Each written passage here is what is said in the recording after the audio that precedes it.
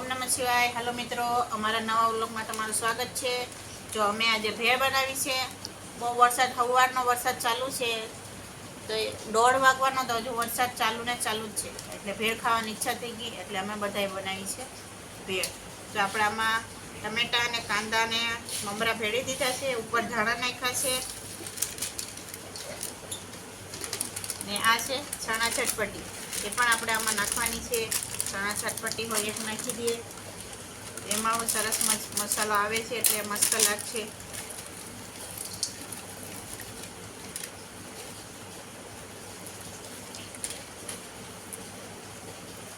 ને આ છે ચાટ મસાલો, એ પણ આપણે આમાં થોડોક ઉમેરવાનો છે।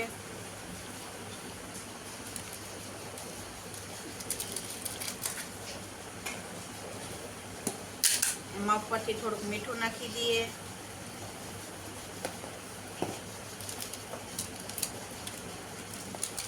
ને આ છે લાલ મરચાંની ભૂકી। લાલ મરચાંની ભૂકી નાખીએ એટલે ભળી જાય, ભૂકી નાખવાની એટલે સરસ મજાનો। થોડીક નાખવાની, જે પ્રમાણે તમને તીખું ભાવે એ પ્રમાણે તમારે નાખવાનું। ને હવે આ છે લીંબુ, લીંબુનો રસ નાખવાથી ભેળ ખાટી ખાટી મસ્ત લાગે છે। આ રીતે આપણે આમાં લીંબુ ભેળવી દઈએ।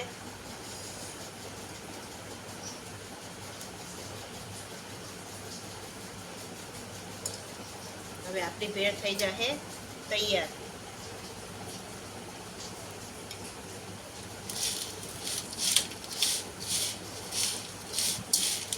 આવી રીતે સરસ મજાના બધું મિક્સર કરી ને આપણી ભેળ તૈયાર।